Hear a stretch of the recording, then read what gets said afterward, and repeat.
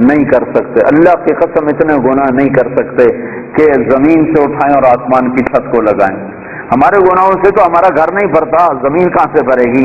میرا رب کہہ رہا ہے میرا بندہ نہیں نہیں نہیں، ٹوٹنگ والا ٹوٹنگ والی، کوئی عورت کوئی مرد اتنے گناہ کرے کہ زمین سے اٹھائے اور آسمان کی چھت کو لگا دے، اور پھر صرف ایک دفعہ کہہ دے یا اللہ معاف کر دے تو میں سارے معاف کروں۔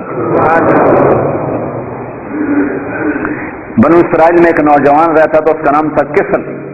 روزانہ رات کو نئی لڑکی اس کے پہلو میں آتی تھی اور مال بے پناہ اس کے پاس تھا، شراب کی محفل چلتی اور رات اس کے منہ کالا کرنے میں گزرتی۔ ایک رات ایک لڑکی کو لے کر آیا 60 دینار پاکستان کا 10 لاکھ روپیہ بنتا ہے۔ 10 لاکھ روپیہ دے کر وہ ایک لڑکی کو ایک رات کے لیے لایا۔ اس کے پاس کتنی دولت تھی؟ ہزاروں سال پہلے۔ جب وہ لڑکی کے ساتھ کمرے میں اکیلا ہوا تو دیکھا تو وہ لڑکی رو رہی، تو کفل نے کہا کہ کیوں رو رہی ہو؟ میں نے زبردستی تو نہیں کیا۔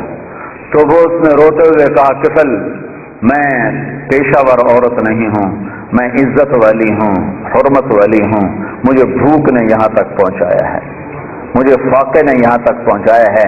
میں کہا کرتا ہوں جب مالدار لوگ زکوٰۃ نہیں دیتے تو غریبوں کی بیٹیاں نیلام ہو جاتی ہیں، جب مالدار لوگ زکوٰۃ روک لیتے ہیں تو غریبوں کی عزتیں نیلام ہو جاتی ہیں۔ مالدار لوگ زکوٰۃ دو، زکوٰۃ سے بڑھ کر دو۔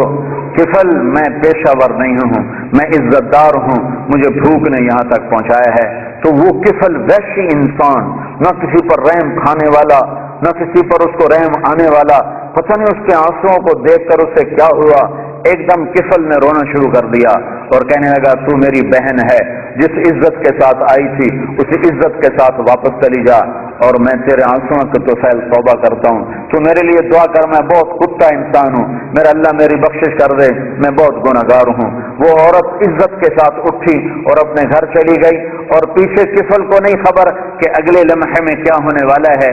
چند گھنٹے بعد کفل مر گیا، اچانک موت آ گئی، ہارٹ اٹیک ہو گیا یا کیا ہو گیا، اچانک مر گیا۔ یہ کفل جس حال کا تھا، کل اس کے موت کی خبر سن کر نہ اس کو کوئی غسل دینے آتا، نہ اس کو کوئی کفن دینے آتا، نہ اس کو کوئی کنٹھا دینے آتا، نہ اس کو کوئی دفن کرنے آتا، شاید پتھر مار مار کے اسے پتھروں میں دبا دیتے۔ ہائے ہائے ہائے ہائے میرا اللہ، میرا مہربان اللہ، میرا کریم اللہ، میرا غفور الرحیم اللہ، غفور الرحیم اللہ۔ میں قربان جاؤں جو غیب کا پردہ کسی کو نہیں اٹھا کے دکھاتا، لیکن میں قربان جاؤں اس نے کفل کی توبہ ایسے قبول کی کہ اس کے لیے غیب کا پردہ اٹھا دیا۔ صبح جب لوگ اٹھے تو لوگوں نے دیکھا کفل کے دروازے پر موٹا لکھا ہوا تھا ان اللہ قد غفر للکفل، لوگوں بستی والو اللہ نے کفل کی بخشش کر دی۔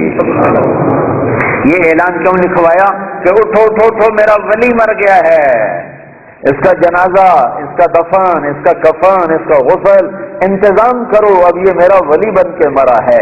یہ میرے اللہ کے معاف کرنے کے ظرف ہیں کہ خود میرے مالک کا فرمان ہے زندگی بھر گناہ میں گزار کے ٹوٹے منہ کے ساتھ ایک دفعہ کہتے یا اللہ میری توبہ، تو غفرت لک ولا ابالی، میں تیرے سارے معاف کروں گا، مجھے کوئی پرواہ نہیں ہوگی۔ ایک شخص آئے کہنے لگا یا رسول اللہ میری بخشش ہو سکتی ہے؟ میں نے 70 لڑکیوں کو زندہ دفن کیا، 70 لڑکیوں کو زندہ دفن کیا، میری بخشش ہو سکتی ہے؟ تو آپ نے نا اس کی بات سن کر غم سے ایسے ماتھے پہ ہاتھ مارا، اوف 70 لڑکیوں، یوں کیا ہائے، تو اس نے کہا ہائے میں مارا گیا۔ وہ یوں سمجھا کہ اللہ کا نبی کہہ رہا تیری کوئی بخشش نہیں۔ اللہ کا نبی نے تو پریشان ہو کر اور غم سے ہاتھ مارا ماتھے پر، اوف 70 بچے، اتنی درندگی۔ تو اس نے کہا ہائے میں مارا گیا، اب میری کوئی بخشش نہیں۔ تو ابھی اس کی ہائے درمیان میں تھی کہ ایک دم جبریل آئے قرآن لے کر، یا عبادی الذین اسرفوا علی انفسهم لا تقنطوا من رحمت اللہ ان اللہ یغفر الذنوب جميعا انہ هو الغفور الرحیم۔ اے میرے نافرمان بندو، میں سبحان اللہ میں قربان جاؤں، نافرمانوں کو کوئی پیار سے بلاتا، اپنا بچہ نافرمان ہو تو ماں اس کو کڑوے لہجے سے بلاتی، باپ سخت لہجے سے بلاتا ہے، اور میں قربان جاؤں اللہ کی رحمت پر کہ نافرمانوں کو کہہ رہا ہے اے میرے نافرمان بندو۔ اس پیار سے بھی کوئی بلاتا ہے نافرمانوں؟ اللہ کہتا او بدماشو، او نافرمانو، او ظالمو، اللہ یوں کہتا، لیکن اللہ یوں کہہ رہا ہے اے میرے بندو۔ سبحان اللہ، کون سے بندے؟ تقوی والے، علم والے، ممبر والے، محراب والے، مصلی والے، تبلیغ والے؟ نہیں نہیں نہیں نہیں نہیں، الذین اسرفوا علی انفسہم، میرے وہ بندیاں، وہ عورتیں، وہ مرد جنہوں نے زندگی میں ایک نیکی بھی نہیں کی، ایک جن کے کھاتے میں ایک نیکی بھی کوئی نہیں ہے، تم میرے ہی ہو، میرے ہو، یا عبادی، یا عبادی۔ صرف یا عبادی نہیں ہے، اور اس میں جیسے ماں کہتی ہے میرا لال، میرا بچہ، میرا بلال، ہائے، تو اس میں جو ممتا ہوتی ہے، اس میں جو ممتا ہوتی ہے، اس کے اندر جو محبت بھری ہوتی ہے، اس کا کوئی ترجمہ نہیں ہو سکتا، کوئی ترجمہ نہیں ہے۔ اللہ کی قسم، اللہ کی قسم، یا عبادی، یا عبادی، یا عبادی، اس میں جو محبت ٹپک رہی ہے شہد کی طرح، جو محبت ٹپک رہی ہے شہد کی طرح، جو محبت ٹپک رہی ہے ماں کی ممتا کی طرح، اس کا کوئی ترجمہ ہے ہی نہیں۔ میرے بندو، اے میرے بندو، کون سے بندے جو سارے رات کو تجھے یاد کرتے ہیں؟ نہیں نہیں، جو راتوں کو شرابیں پی کر مست ہوتے ہیں، جو راتوں کو ناچ گانے میں گزارتے ہیں۔ تم بھی میرے ہو، میرے ہو، اور میں تمہیں بلا رہا ہوں، آ جاؤ، ڈرو نہیں، آ جاؤ، آ جاؤ، آ جاؤ۔ کیا کرو؟ تم توبہ کرو، میں سارے معاف کر دوں گا، تم توبہ کرو میں سارے معاف کر دوں گا، تم توبہ کرو میں سارے معاف کر دوں گا۔ تو میرے بھائیو، 4 مہینے چلہ بھی لگانا ہے اپنی اپنی ترتیب پر، اپنے وقت کے ساتھ، لیکن بہت بڑا مجمع ہے، مستورات بھی ہیں، آپ بھی ہیں، اکثر نوجوان ہیں۔ میں آپ سے اتنی اپیل کرتا ہوں کہ آج توبہ کر کے اٹھو، بغیر توبہ کے نہ اٹھو۔ توبہ کی نیت کرتے ہو؟ یہ تو کوئی ناجائز مطالبہ نہیں ہے، نہ اللہ کی نافرمانی کرنی ہے، نہ اللہ کے رسول کی۔ اگر ہو جائے، ہوتی رہے گی، میں یہ قسم نہ اپنی دیتا ہوں نہ آپ کی دیتا ہوں، ہو جائے گی، پھر بھی ہو جائے، جب ہو جائے فوراً آنسو بہانا، پھر کہنا یا اللہ معافی دے دے۔ جیسے بچہ کھلونا توڑ کے پھر اماں کو رونی صورت بنا کے دکھاتا ہے، تو اماں پھر نیا کھلونا لے کے دے دیتی، پھر اسے توڑ دیتا ہے، پھر ماں کو ایسے دیکھتا ہے تو ماں پھر نیا لے کے دیتی، پھر اسے توڑتا ہے۔ ایک دفعہ ماں تو تھپڑ مارے گی کہ تو کیا کر رہا ہے، لیکن میرا اللہ کہہ رہا ہے جتنی دفعہ تو منہ بنا کے آئے گا اتنی دفعہ میری رحمت تجھے اپنے گلے لگا لے گی، تجھے اپنی گود میں لے لے گی۔ میں اللہ ہوں، اللہ اللہ، تمہارے گناہوں کی پرواہ نہیں ہے، بس تم توبہ کرو، کیونکہ یہ نہیں ہو سکتا، یہ نہیں ہو سکتا کہ شرابی اور اور اور اور اور اور اور اور اور اور پاک دامن ایک جگہ اکٹھے کر دوں، پردہ دار عورت اور بے پردہ عورت کو اکٹھا کر دوں، پھر تو حسین اور یزید کا جھگڑا مٹ گیا، پھر تو کربلاؤں کی تاریخ ساری دفع ہو گئی، ختم ہو گئی، تاریخ ہو گئی۔ حسین اور یزید اگر ایک پلڑے میں تل گئے، اللہ بڑا غفور الرحیم ہے، آپ ہی معاف کرے گا، پھر تو شمر اور حسین کا فرق مٹ گیا، پھر تو آل رسول اور یزید کا فرق مٹ گیا، پھر تو آل رسول کی قربانیاں ساری تباہ ہو گئیں، ختم ہو گئیں، برباد ہو گئیں۔ انہوں نے تاریخ لکھ دی اپنے خون سے، تاریخ لکھ دی اپنے سر کٹانے کر، نیزوں پہ سب چڑھا دیے، گھوڑوں جسم پر گھوڑے دوڑوا دیے، بے گور و کفن پڑے ہوئے گواہی دے رہے ہیں کہ اللہ کو یوں راضی کیا جاتا ہے کہ تن من دھن ہر شے قربان ہو جائے۔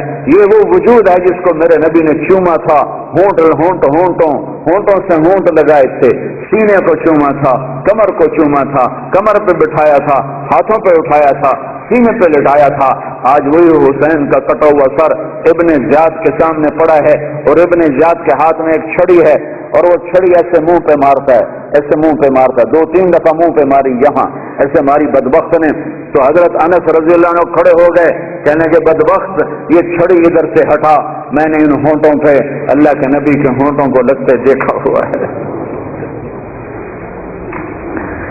تو اچھا برا برابر تو نہیں ہو سکتے، شراب بیچنے والا، کپڑا بیچنے والا برابر تو نہیں ہو سکتا، ڈرگ بیچنے والا، گوشت بیچنے والا برابر تو نہیں ہو سکتا۔ حلال اور حرام کا فرق اگر مٹا دیا، نمازی بے نمازی برابر تو نہیں ہو سکتا، پردہ دار عورت بے پردہ عورت برابر تو نہیں ہو سکتی، گانے سننے والا قرآن سننے والا برابر تو نہیں ہو سکتا، نماز چھوڑنے والا نماز پڑھنے والا برابر تو نہیں ہو سکتے، لیکن توبہ پر اللہ سب معاف کرتا ہے۔ اللہ کی قانون کے اس کا مذاق نہ اڑایا جائے کہ اللہ بڑا غفور و رحیم ہے، آپ ہی معاف کر دے۔ تو بھائی اور توبہ کی نیت کرتے ہو سارے پکی نیت کرتے ہو؟ تو یہ سامنے والے وہ کھڑے ہوئے اور آپ سارے ایک دفعہ اکٹھے ہو کر کہو یا اللہ میری توبہ، ایک دفعہ دوبارہ کہو یا اللہ میری توبہ۔